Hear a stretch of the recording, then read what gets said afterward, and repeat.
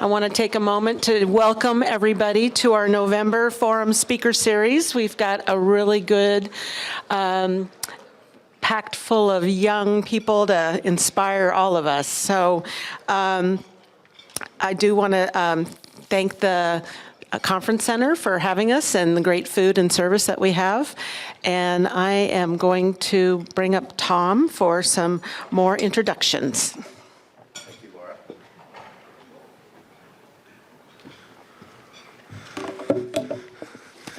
President Laura Dorn. There's a lot of work that goes into serving as chamber president for a year. And Laura, I just want to thank you, and this organization has just loved having you here. And well, I am in front of you today, unfortunately. This should be Zachary Zalicki in front of you today. And as some of you likely know, Zachary's father lost his battle on Saturday night. And we were very much looking forward to Zachary being able to be our MC for the day. A lot better looking, a little more energy, and just a great young man. So if you would keep him and his family in your thoughts and prayers. Zachary, when you watch this, know that we will have an opportunity at a future forum for you to guide us through. But I will do my best to walk us through today's agenda. And I would like to start, first of all, by recognizing our past presidents in attendance today. I saw Ryan Albritton, Ken Junt, Allan Costick, and TJ Sullivan. Did anybody else sneak in while I was? Okay. Would you mind standing and being recognized, gentlemen?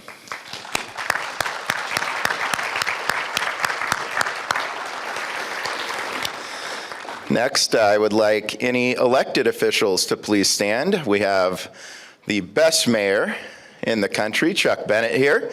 Any other elected, Raquel Moore-Green, Representative Raquel Moore-Green. Raquel, you snuck in.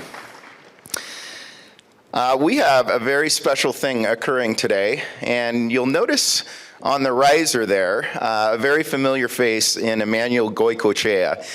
We have two partners today who are running our video, and they are students at CTEC.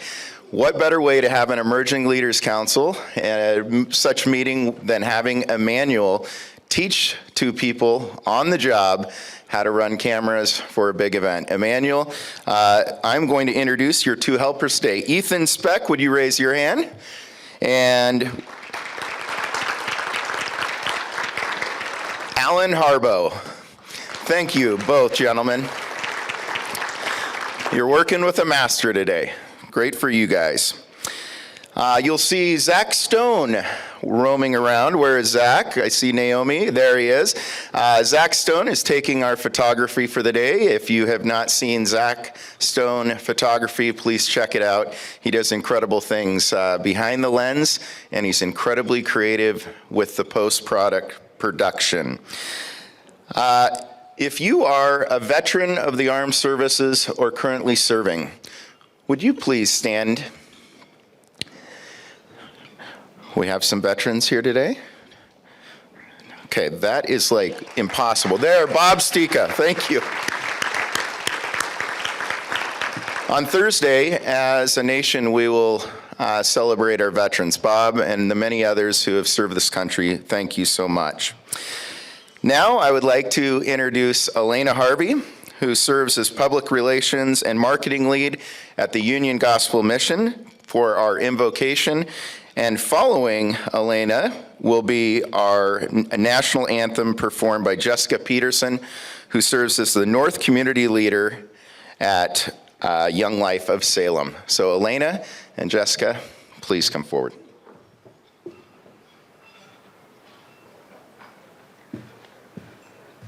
Good morning. Let's pray. Father, thank you so much for the opportunity to gather in person today. What a blessing. We had no idea what a blessing that would be 2 years ago, but we do, Lord, today. So we thank you for that. And Lord, Lord, we just pray, Father, for our future leaders here in Salem. Lord, that you would equip us, that you would empower us, Lord, to do good things, Lord. That you would raise up a generation here in Salem, Lord, who would be hard workers and workers for good. Father, we also pray that you would bring us peace, Lord, in times of financial strain. Lord, times when our plans fail, times when we feel like we are not good enough, Lord, in whatever realm that is, whether that's in our working lives, Lord, or in our businesses. Father, we pray for peace over that. And Lord, just pray specifically for Zach and his family, Father. Please just minister to their hearts right now, Lord, as they are grieving. And Lord, we also just thank you for the staff who put this on. And Lord, just help us to retain what we learned today. In your name I pray, amen.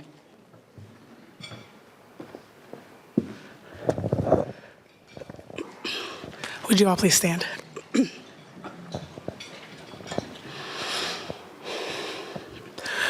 Oh, say, can you see by the dawn's early light what so proudly we hailed at the twilight's last gleaming, whose broad stripes and bright stars through the perilous fight o'er the ramparts we watched were so gallantly streaming, and the rockets red glare, the bombs bursting in air, gave proof through the night that our flag was still there. Oh, say does that star-spangled banner yet wave for the land of the free and the home of the brave?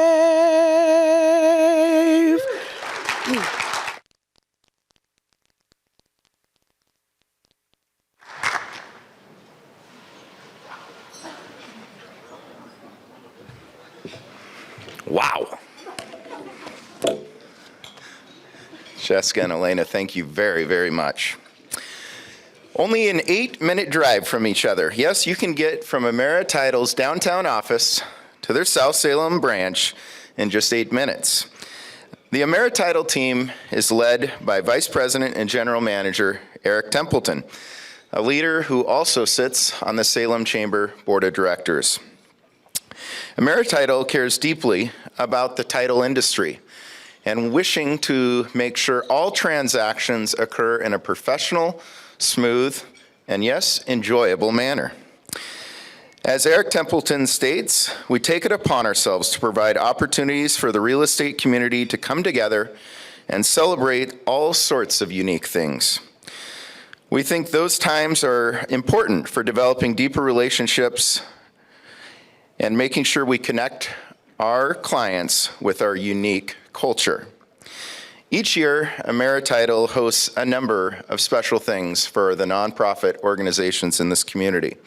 Has anybody ever attended AmeriTitle Idol?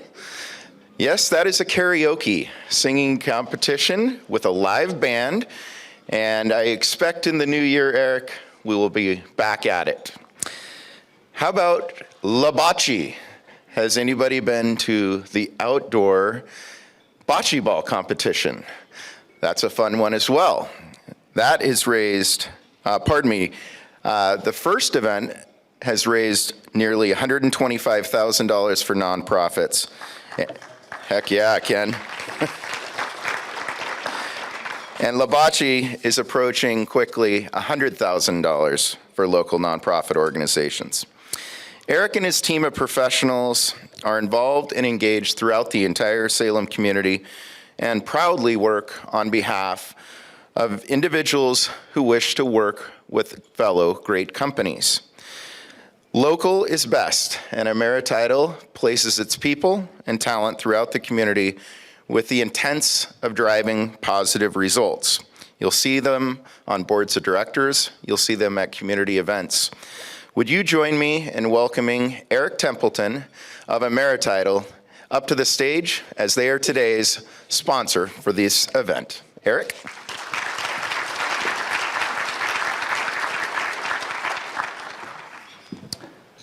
Wow, thanks, Tom. I don't remember writing those things for you. That must have been in a prior year, but thank you for the introduction. So yes, I am Eric Templeton with Emerititle. We are very happy to be here sponsoring today. This is the second year that we've actually sponsored this particular program. So happy to be here. We've got some of our team members here. It looks like there's just 3 of them. Most of you know Brad Moore. He is our business development director, sitting right there. There you go. And Erica Hayworth as well, business development director, or business development director. Is that what we call him? Rep. Thank you. Business development rep. I was having a hard time with that. And Chad Robb as well, business development rep. There we go. So I was thinking about, I didn't prepare like Tom did for this up here. I mean, you all know what a title company does, and I'll just say that we want your business, and we appreciate it every time you allow us to help you with your real estate transactions. So we're one of 4 title companies in town, so you can choose any of us. We like it when you choose us. So I'll just say that. But I was thinking about this weekend. I spent most of the weekend with my reading glasses kind of at the tip of my nose trying to figure out why the internet wasn't working in my house, and I'm still trying to figure that out. But I realized that there's a difference between emerging and emerged. And so I think I'm one of the emerged, and I'm looking forward to hearing the panel of emerging leaders and what they have to say today. So I might need some technical help from one of you when you're done. But we're happy to be here, so thank you. Enjoy.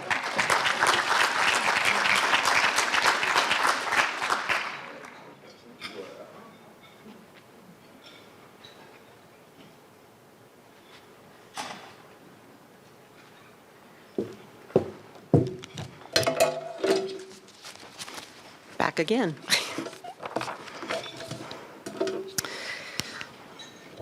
It's got awful quiet in here. Each month, the Salem Chamber has the privilege and honor to bestow the Spirit of Salem Award to one or more of Salem's most impactful leaders. Spirit of Salem Award recipients are individuals or organizations who work tirelessly behind the scenes day in and day out to make Salem a special and inclusive place for everyone. This month's Spirit of Salem recipient is an individual who amplifies the statement, "To whom much is given, much is expected." The moral ethic of this statement can only be met through a willingness to dream big and take real action in ways which benefit the lives of those who come from lesser means. Though there are many individuals who amplify this in their work throughout the community, and many of those individuals are here in this room today, there is one name which has become synonymous with dream big and take action in Salem, and that's Rich Schultz.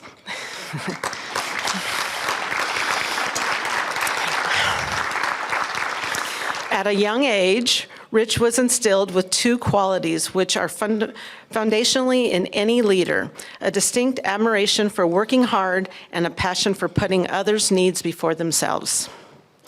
A strong work ethic was formulated by working as a janitor in the family business, Cherry City Metals, at age 12. His zeal for giving back to his community comes from the example his parents set for him and his siblings.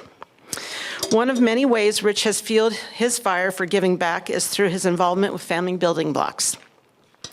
During Rich's tenure with Family Building Blocks Young Leadership Council, where he has served as the youngest chair in the organization's history. Rich was pivotal in initiating ambitious family engagement events and fundraisers such as Riverfront Family Fest, the Gingerbread Gala Untapped, and Uncork Revelry. The great example of Rich's willingness to dream big, according to Patrice Altenhofen, was in his creation of Capital City Live and Capital Entertainment Group. Rich saw the potential of holding large-scale events, bolster fundraising for family building blocks, completely designed and implemented by a third party. Through Rich's work on this initiative, Family Building Blocks was able to save on development resources and allow the staff at Family Building Blocks to focus even more on service. Rich values the loving, professional work of Family Building Blocks staff, and he shows it in time again, stepping up and helping grow the organization with his time and treasure, Patrice went on to say. Through Rich's continuous efforts, both in the philanthropic and volunteer capacities, he has helped sew the fabric of Salem's community by doing what he can do to help those in need. His efforts are admired by leaders in this community of all ages. On behalf of the Salem Chamber Board of Directors, we thank you, Rich, for continuing to move the needle here forward in Salem. Now, please come up and get your award.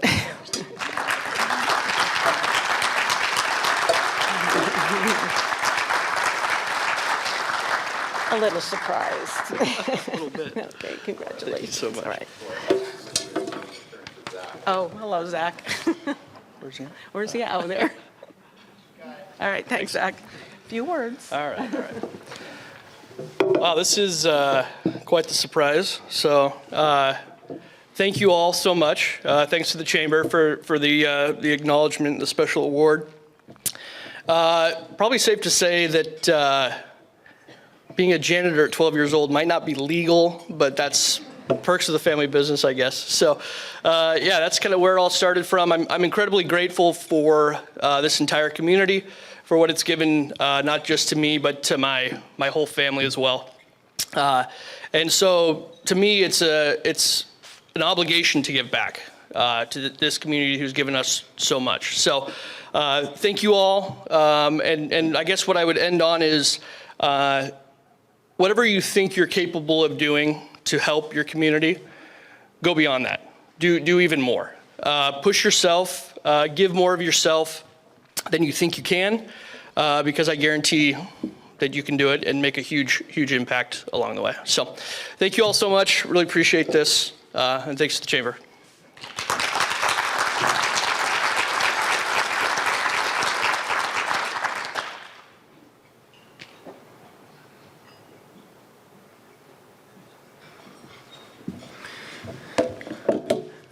Well, now is the point in the program, if I could, I'm going to welcome up our panelists.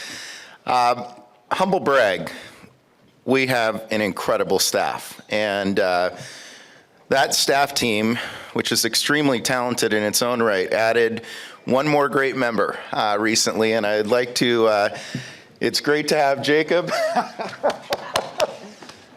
It's great to have a gentleman of Jacob's talent on this team joining what I believe is the best nonprofit team in the city. And Jacob Espinoza has an incredibly engaging way of bringing to life people's stories and really meeting people where they're at, whatever space or time that is, and is incredibly thoughtful in his process. Jacob did an incredible job last year hosting this panel. At the time, he was a consultant with T-Mobile, and we are incredibly blessed as an organization to welcome his talents. And it's wonderful to have Diane McLaren in the room, because Jacob will be heading up all of our programming and efforts in leadership and workforce development with our McLaren Leadership Foundation. If you would, Jacob is going to welcome the panel. He's going to help me muscle down the podium real quick here. But Jacob Espinoza. Oh, thank you.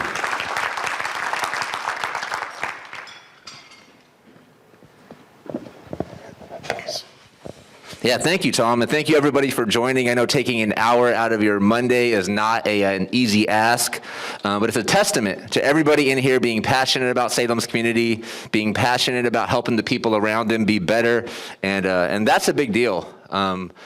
Anybody in here know me like 13 years ago?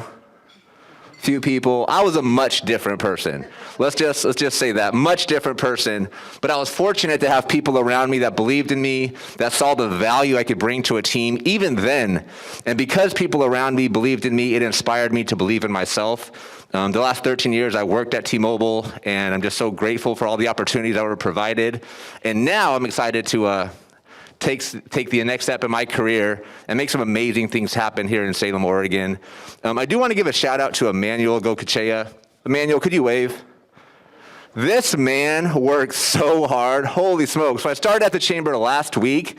He wears like 12 different hats there, and he does all of the jobs incredibly well. So can we all please give a big round of applause for Emmanuel?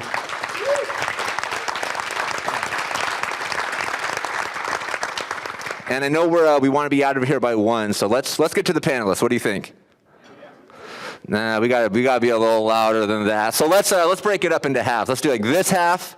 We'll do you first. On the count of 3, get as loud as you can, and then we'll go to this half. On a Monday morning at lunch, we're gonna get loud. This isn't golf. There's nobody playing golf right now. We're good. 1, 2, 3. That was pretty good. Let's try this half. 1, 2, 3. I think they're winning. Let's try it one more time. 1, 2, 3. That was fun. One more time. 1, 2, 3. Aaron Qualls, you can get louder than that, sir. We got to get some noise. But let's have some fun today. So we'll give all of our panelists a chance to introduce themselves and share a little bit about why they're excited to be here today. Hi, everyone. My name is Katya Mendez, and I'm with Mountain West Investments in partnership with CTEC and WCA while I'm at Career Academy. And I'm excited to be here to talk about this really super important topic I think we can all rally around. Good afternoon, everyone. I'm Katie Costic. I'm with AC & Company Architecture Community. We've been serving the community for over 60 years. I've been involved in one way or another for over 30. So my husband, Armando Arriaga Munez, he and I have been married for over 12 years, and we have 3 boys. My 19-year-old stepson turned 19 today, which I think is mind-boggling, but we're so proud of you. Happy birthday, Alexander. Santana is 5. Many of you in this room know him. If you know me, you know him. And Montego is going on 9 months in a couple days, and many of you have seen him on Zoom. And so I just feel blessed to be here and blessed to be with the business that I've grown into. My name is Jonathan Castro, managing partner of Castro Monroy Group, where we work with a select group of businesses and families regarding their financial affairs. I'm excited to be here because I'm ready to show up whenever our local Chamber of Commerce needs me. So when Tom volunteered for me to be here today, I didn't question it. I just showed up. And I'm excited to be here too because, for one, I am super grateful to live in this great country. I am originally not from here, and all I have to say is I love the United States, and secondly, I love Salem. I am super grateful for this community, grateful for the people in it, and I'm here to give you some more insight in whatever we talk about today. So thank you. And here's how I look without a mask. I'll put it back on. My name is Troy Campbell. I'm the pit master, owner, janitor, dishwasher, floor scrubber, accountant at Uncle Troy's Barbecue. We've been in the community for, I think, going on 4 years now. And it all started for me was just my chance to bring the community something that I grew up with, which was barbecue. My grandfather owned a barbecue restaurant in Portland for about 20 years. And his passion was much like mine, which is actually people. And barbecue is a great catalyst to bring people together, bring smiles on people's faces. It's by nature a communal dining experience. And, that's the gift he left to me. And so it was my chance to bring that to the community. And, we've had a good time so far, obviously ups and downs with COVID, but, we're holding steady. So I'm excited to be here just to see, get some feedback from everyone else. Everyone up here has brought something to the community that was unique before they got here. And so it kind of shows a changing of the guard. In my opinion, I'm very excited about that change. So. Hello, I am Shannon Standish Williams, an owner of the Yard Food Park. I am excited to be here today, one, to get together and see friends, see people, and the other, to learn something. I know I'm going to learn something today, so I'm super excited for that. I have a little girl. She's 11. She just started hip hop, and she's in cross country against her own will. But yeah, I love Salem. I'm born and raised here. My parents still married, I think, about 40 years. So yeah, it's a great spot.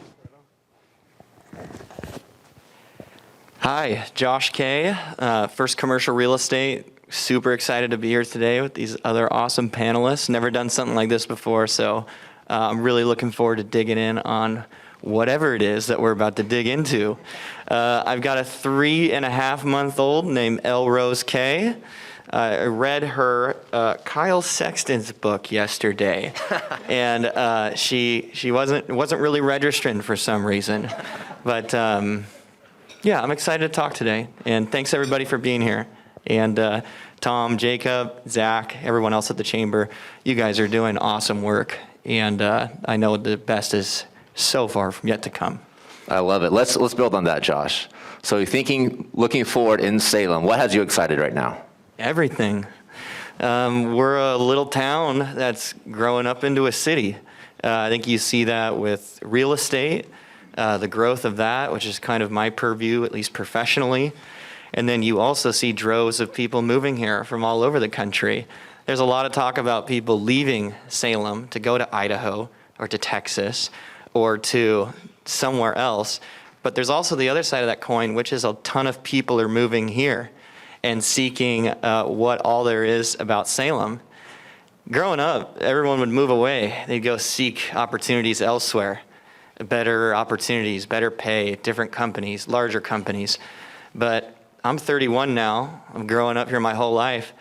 And all my friends are starting to come back slowly to raise their family or to start their business or to get their roots back to where they grew up from.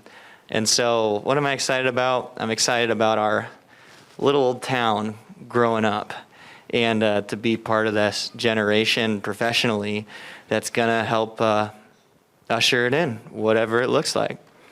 Awesome. And Katya and Jonathan, he mentioned people moving to Salem. You both moved to the United States as children. How do you think that impacts your perception of just life in general, and how does that help you connect with a new group of people? Maybe we'll start with Katya. Yeah. So yeah, when I moved over, I was 5 years old. We moved here from Russia, and you know, I look at my family. I'm one of 6 kids, and my family moved over when there was already 4 of us. And I just can't imagine that was easy. And, you know, I think for them, they wanted something better for us. I can't imagine being 30 years old and moving here and learning a brand new language, or trying to, and learning a whole new system, a new, you know, political system, a new cultural system, and trying to blend and trying to fit in. It was always for us to have a better life. And I think that I hold that really in everything that I do. I think about that, and I think about how, you know, they took a leap of faith, really, and they thought this is a good community for us, you know. And that was interesting, because I've always wanted to move away, you know. Like Josh was saying, it's like one of the, as a young kid, I was like, man, there's not a whole lot here, you know. I really want to explore, I really want to venture out. And 30 years old, I'm still here. I really love this community, and I think that just seeing what my parents did for us, I think it puts a different perspective in how I live and how I move forward in everything that I do. So, awesome. Thank you, Katya. So my family and I came here for economic mobility and safety, and like many other immigrants. And the data tells us that 88% of millennials are going to the cities. And why? because of better jobs. And I think this is where we can tie it into our Chamber of Commerce, to our business community. It's up to us if we're going to attract the next generation, and if we are going to keep the current youth stay here, or if they're going to move. So I think that adds a lot of responsibility for us. Make sure we do business for good reasons, and also elect the right elected officials, because if we don't do that correct, I think people will go to other places. So thank you.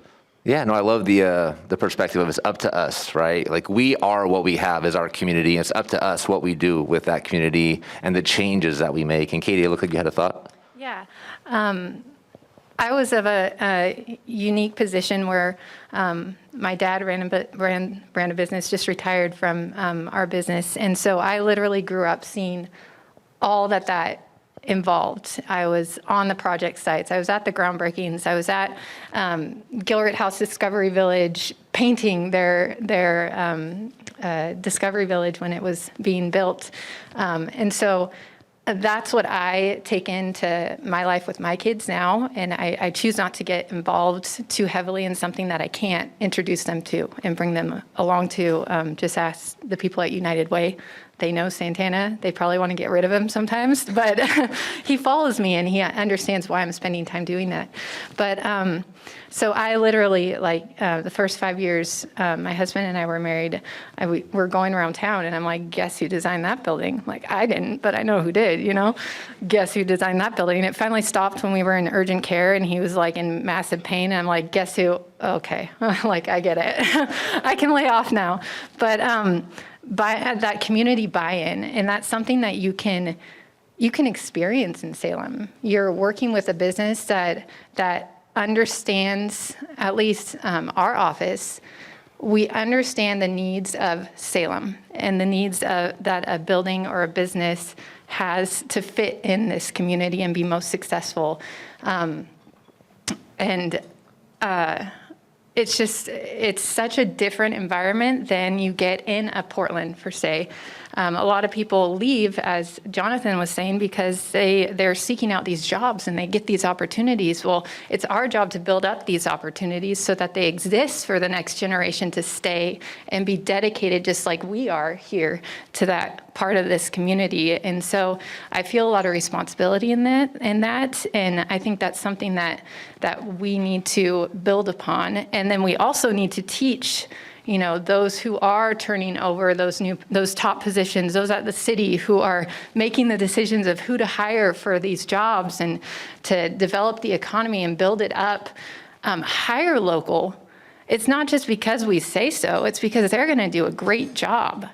And we have young architects in our office who are working on their kids' schools. Like, they get to go in at a site walkthrough and say hi to their kindergartner. And it's amazing what that child, the pride that they feel, because I felt that. I was in the first class at Leslie Middle School when it was built, and my dad worked on that project, and I beamed. I heard people complaining about it. I heard people, saying it's awesome, but I beamed regardless. And so developing that sense of community is huge, and it's an opportunity that we have that other communities don't have. And I think, look around this room. There's some very influential people in this room, and you don't have the opportunity in other cities, if you think of Seattle, LA, Portland, to pay $50 for a lunch and have access to some of the incredible minds in this room. And I think that's one of the unspoken benefits of living in a city like Salem. And speaking of community, Troy and Shannon, being restaurant entrepreneurs, I think that's a word. This last year was crazy, but you two both played such an important role in bringing people together, right, in your restaurants. What did you learn about Salem's community this last year? Maybe we'll start with Shannon, then Pastor Troy. Well, like I was telling somebody earlier today that a slogan for the yard, even before it even opened, was big place, small feel. And the reason I came up with that is obviously the building is huge and there's a lot of food carts there and there's a lot of different people, but I wanted a space where all of the food carts could feel welcome and that they were connected to one another, not in competition with each other, but if somebody runs out of salt, they can go to their next door neighbor, literally. And then also within the yard, my employees feeling like they're connected to the food cart owners, and then that will trickle out into anybody that comes to the yard, whether to eat or for entertainment, and really to create a community within our own little space there. So that slogan, I feel like has, I feel like you feel it when you walk in. Yeah, and then this last 2020, things obviously changed a lot, and it was pretty tough. The really cool thing I got to see in our little community is the food carts they gathered together, and they were like, hey, are you gonna stay open? Are you gonna stay open? Like, let's do this together. So they really pulled each other along. I know they pulled myself, and my mom's here somewhere, along as well. So inside of the yard, we weren't really able to sell anything or do a whole lot, but it was super important to me and to my mom to be open for the carts. Basically for customers to come in, use the restroom, stand inside so they're not soaked, and I think that made us all stronger at the yard.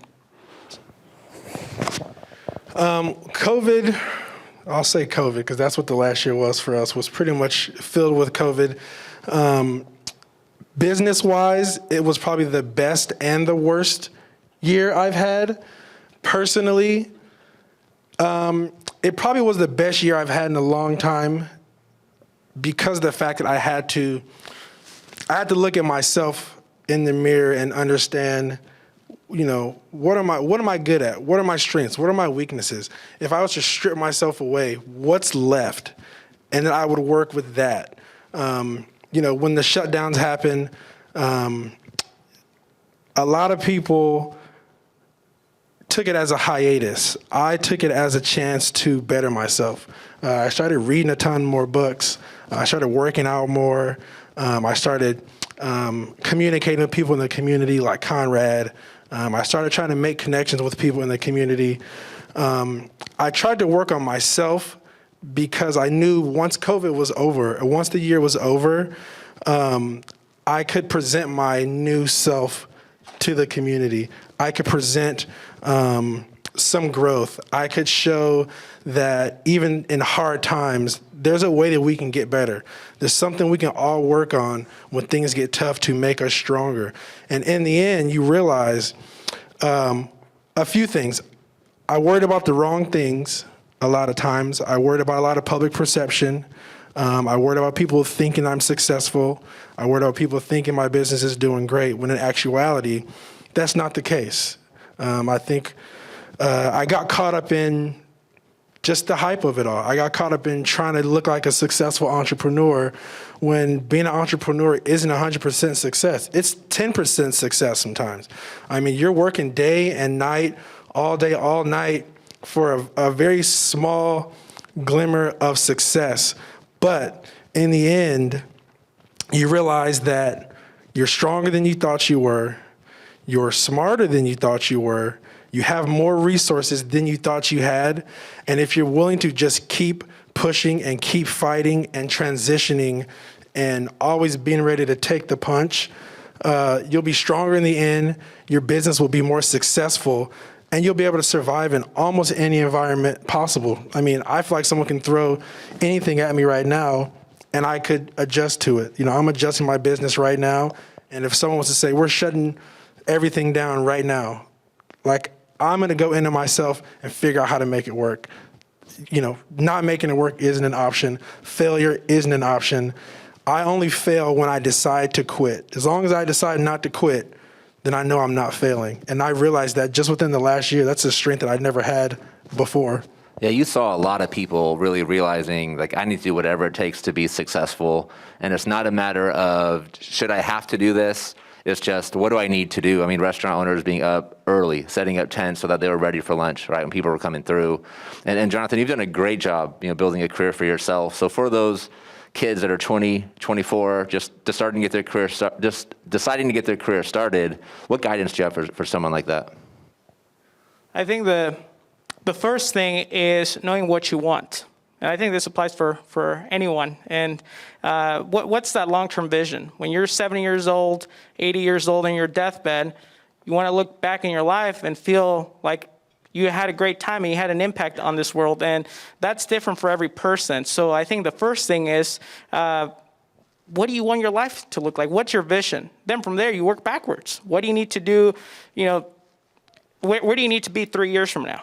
Where do you need to be this year? Where do you need to be this quarter?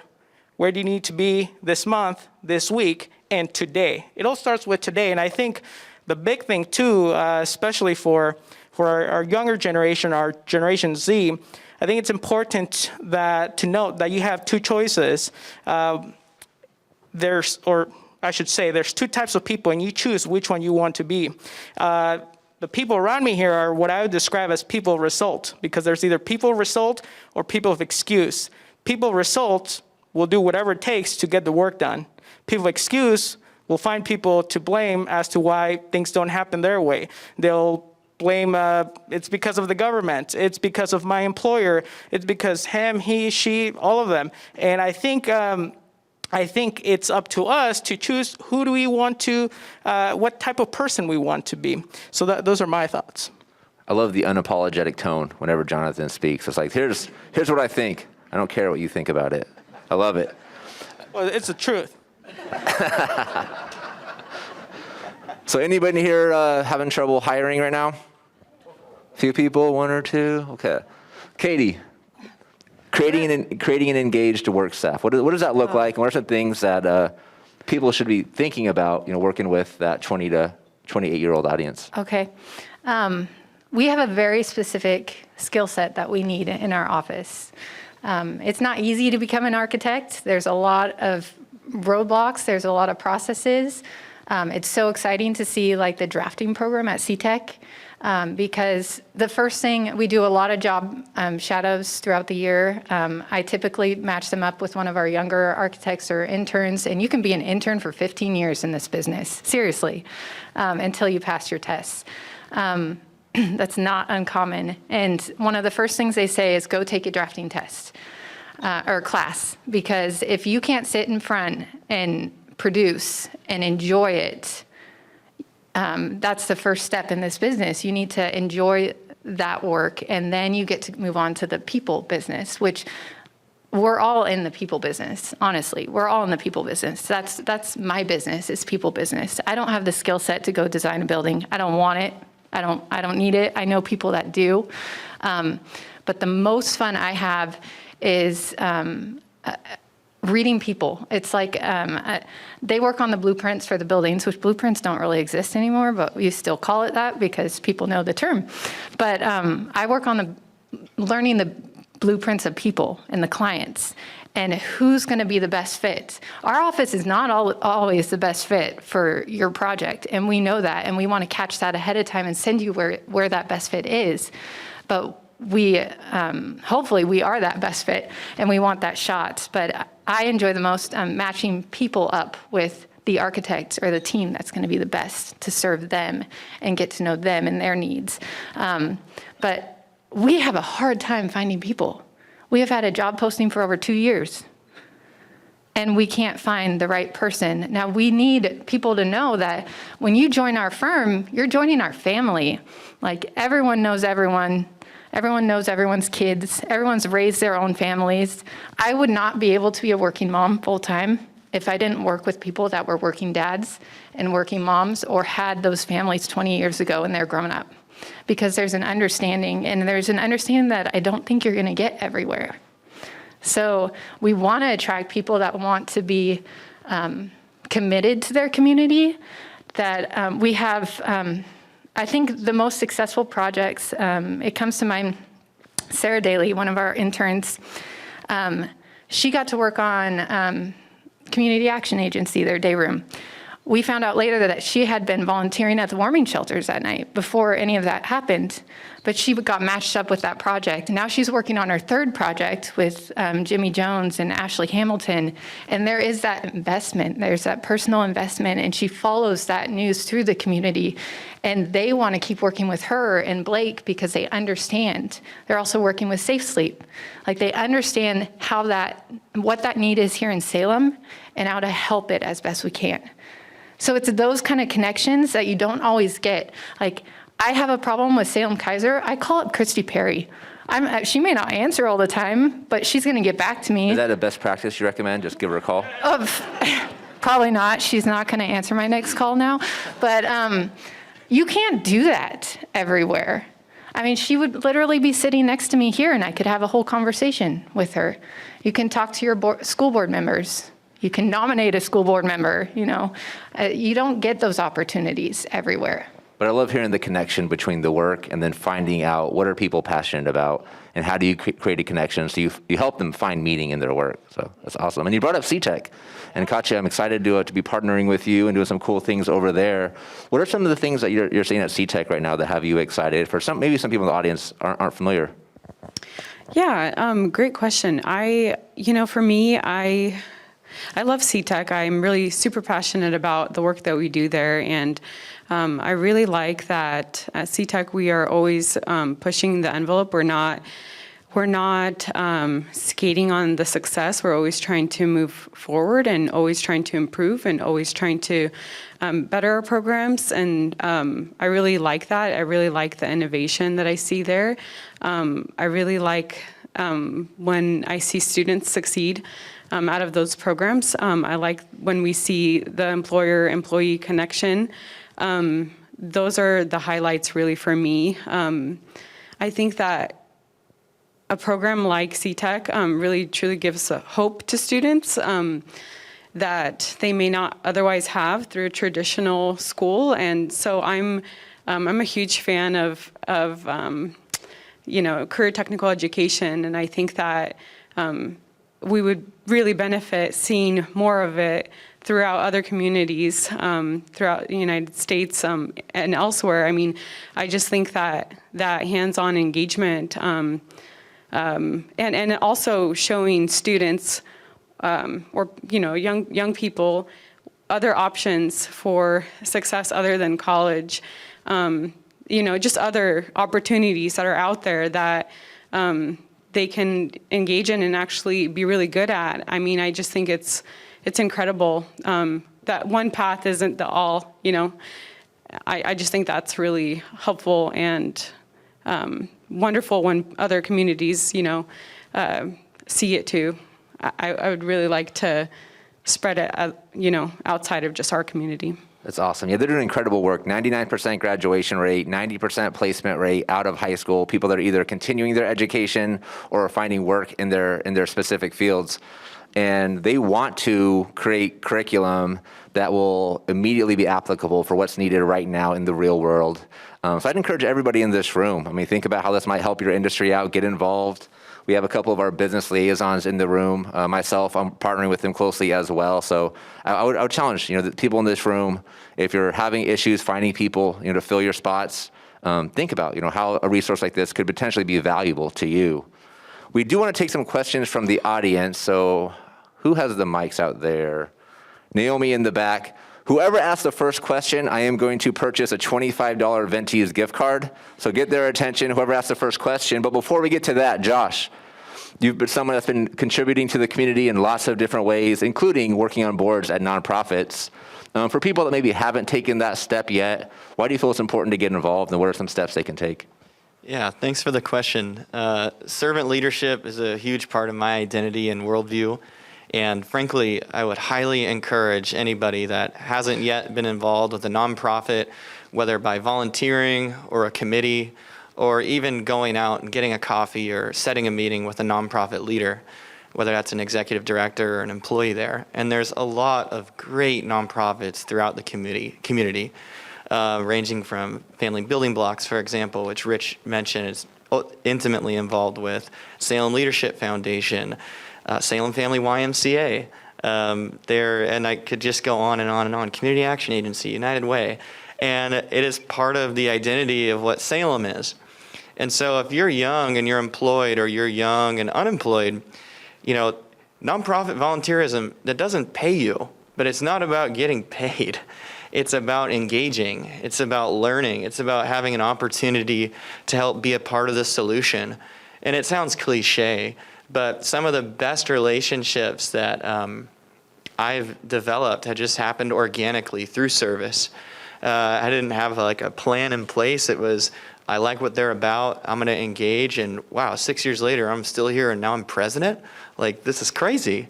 But it's been so fulfilling, especially with our work at Salem Leadership Foundation, the opportunity that we have to engage with set tables and to lift up all the other people that are doing work in the community.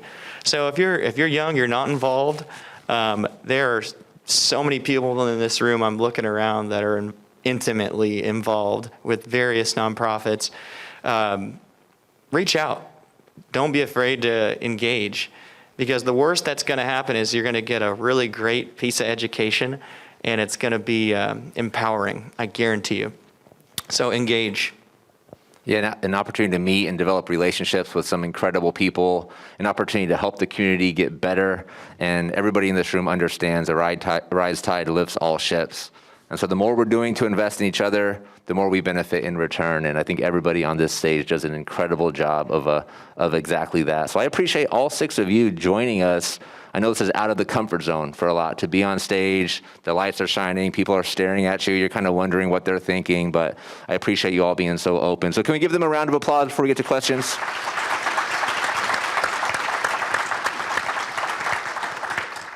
Okay, who has the first question? Where are we at with mics? In the back, Jim. $25 Venti's gift card. That's why you did it. I know it. 25 is a good start. Come on, Jacob. Do I hear 40? Yeah. So the question I have for all 6 of you guys is that the theme we've had about recruiting and retaining talent for this town. Can I ask you, what are the strengths of recruiting talent and retaining, but also the other side of it, what are the weaknesses that we have in the community that we can change so we can retain that talent and recruit it to this town? Anyone want to jump on that one? I'll start. Well, for us in particular, we had a pretty small team of people. I was only needing to hire 4 people. So my approach was, how can I make them feel, how do I let them know that what they're doing as my employee isn't just them working for me? They allow me to spend more time with my family. They allow me to not have to be in the kitchen 24 hours a day. They allow me to take time to breathe. They allow me to take time to do the most important thing to me, which is be with my family. I have a 15-year-old son who just started driving. I need to be in the car while he's in the car. I don't need to be at work while he's in the car. I need to be imparting these things upon him. So I would always let my employees know, hey, by doing this for me, I'm now able to do this other thing. I'm now able to spend time with my family.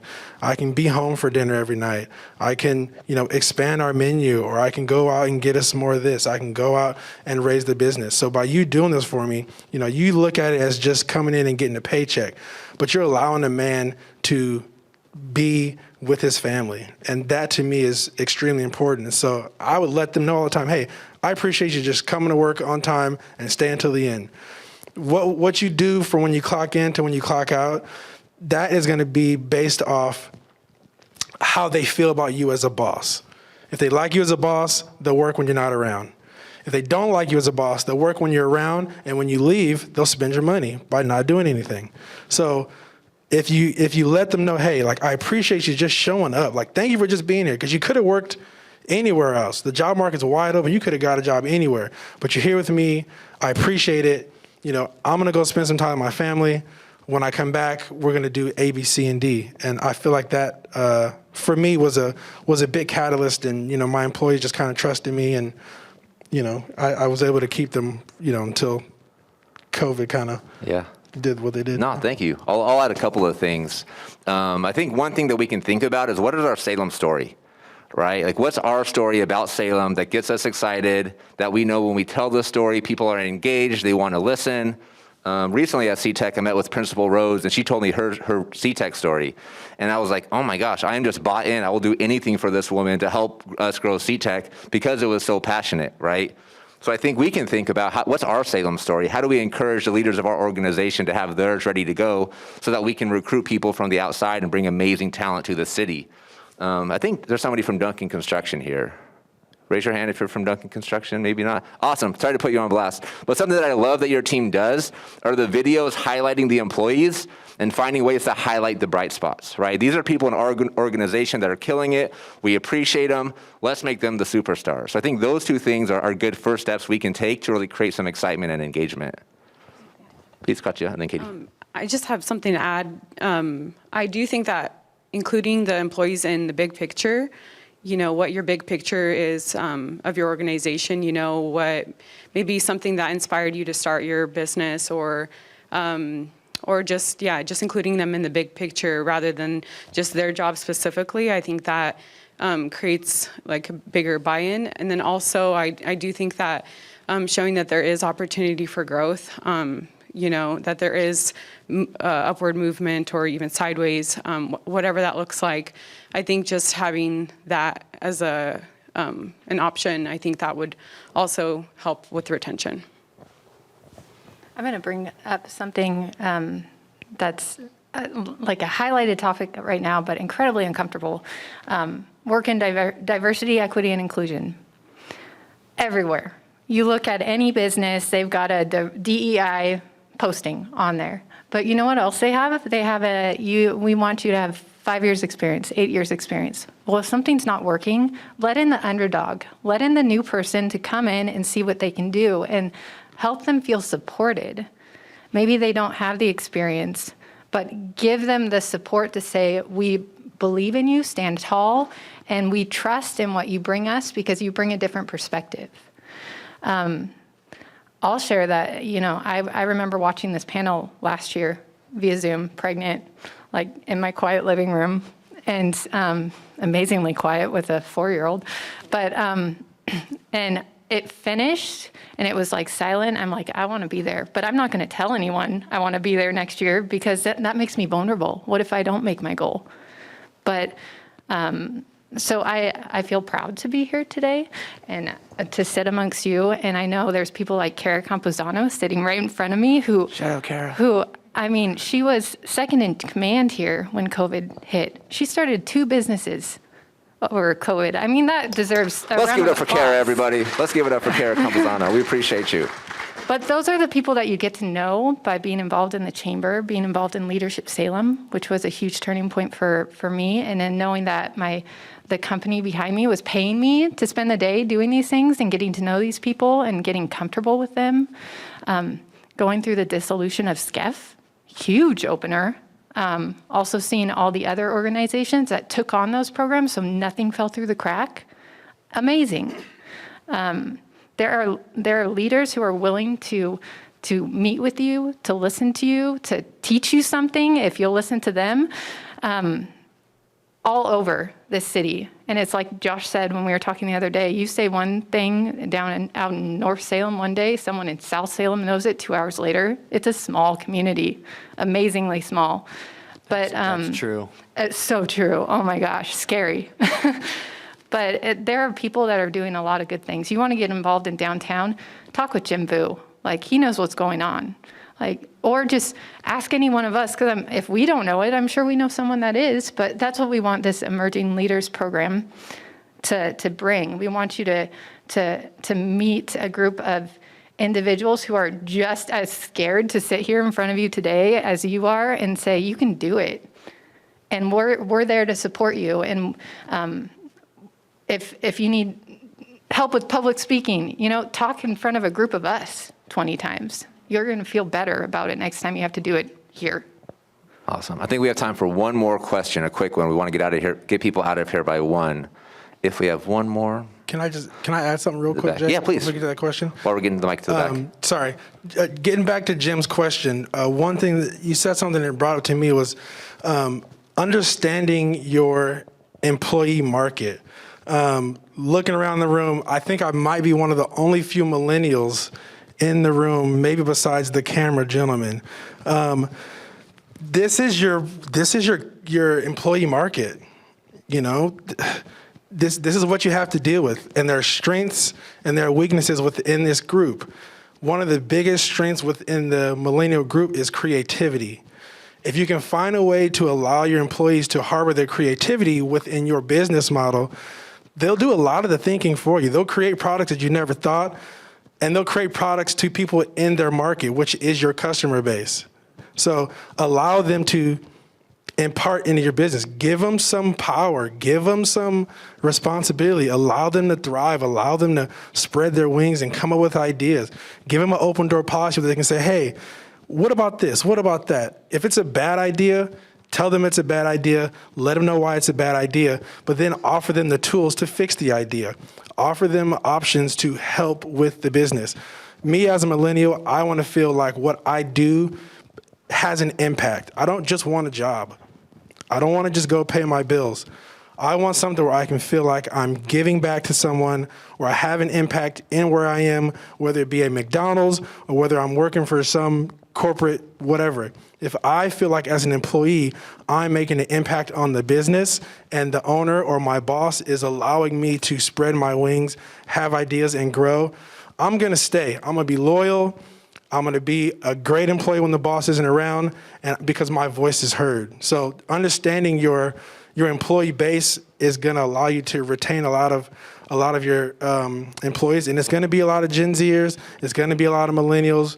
You guys can say what you want about us, but we're about to take over, and it is what it is. I love it. All right, in the back, quick one. Hi, I'm Helena with Catholic Community Services. Hopefully you can answer this quickly.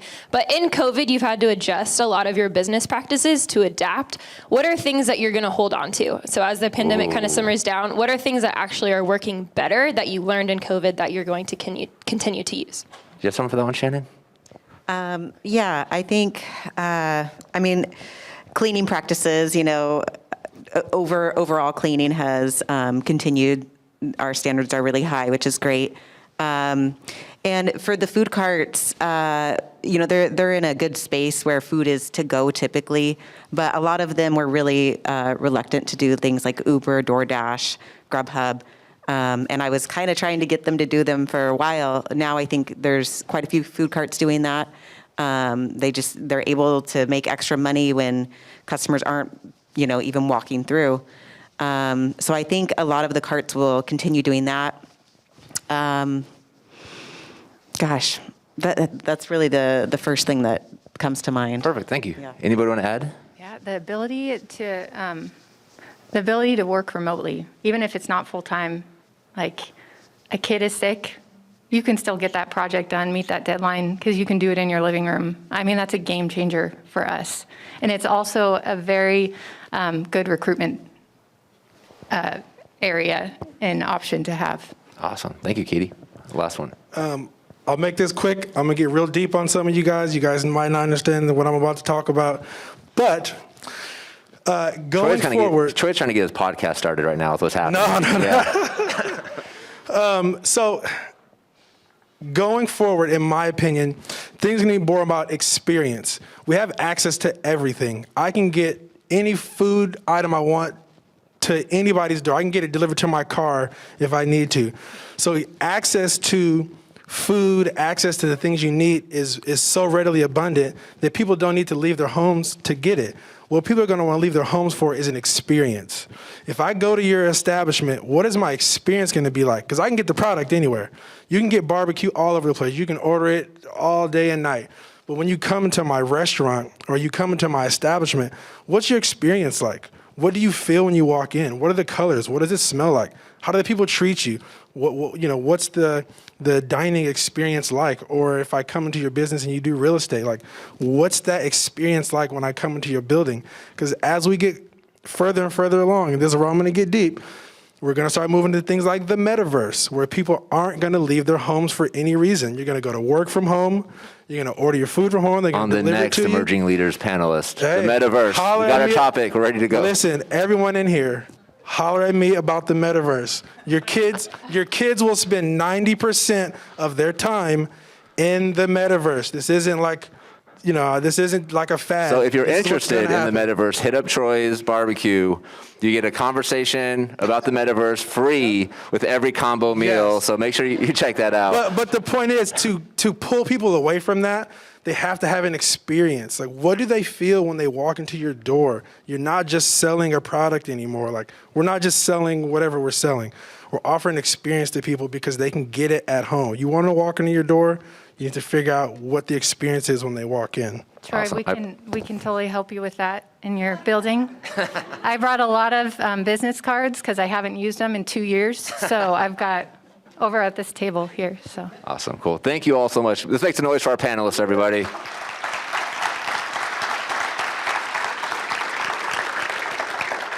So everybody pull out your cell phones really quick. We're going to do something really fast before I pass the mic to Mr. Tom Hoffert. The first thing is in your calendar, mark down February 2nd, 2022. We are going to be doing our Emerging Leaders kickoff event. Really excited to be announcing some more details about that in the coming weeks. The second thing I need you to do is send a text message to somebody reminding them why you appreciate them. This is a great opportunity for a moment of gratitude. We have like 100 people in this room right now, so if everybody does it, that's 100 people we can positively impact in the city of Salem. Takes you less than 30 seconds. Just send a quick message. I appreciate you. This is why. And I appreciate all of you for showing up today. It's a big deal. Tom, I'll pass it over to you. Thank you all so much. Great job, Jacob and panel. We'll put a bow on this. Real quick, few announcements. Thank you, first of all panelists, for being vulnerable today. You did a great job, and we clearly understand why you're all emerging leaders. You're actually leaders in your own right. Thank you, Zach Stone, for capturing the images today. We could not make these forum luncheons possible without the help of Allied Video. Brian Hart, thank you, and the Allied team so much. Thank you to Capital Community Media for allowing us to use your wonderful equipment. That is a community-owned media outlet. Emmanuel and your team, gentlemen, by the way, great work today. We can't wait to see your product. Jessica Peterson, wow. Wonderful work, beautiful vocals. And Elena, thank you for your message to kick us off today. Rich Schultz, you're best in class, sir, and this community just absolutely loves you and the work that you do. Want to invite everybody on Tuesday, November 16th, 12 noon to 1 p.m. for our Chamber Business Women. Our speaker will be Patricia Glidewell, and a pretty compelling story that she will bring to that group on Tuesday, November 16th. You'll notice a cadence. We look at the Chamber year like a symphony, and we have building up to some special things. The next extension of this will occur on Monday, December 13th, for our forum luncheon, which we will have a pretty dynamic discussion on recruiting and retaining diverse employees during a pandemic. So invite you to join us for that keynote.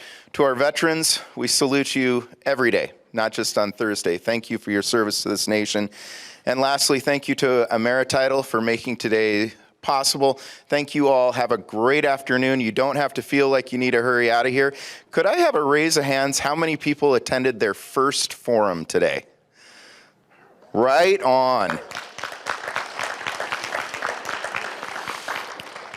Know that you're invited back each and every month. This organization, the Salem Chamber, we believe in helping businesses prosper so our entire community may thrive. Thank you all for being the risk takers and entrepreneurs in this city. With that, have a great day, everyone. Thank you so much.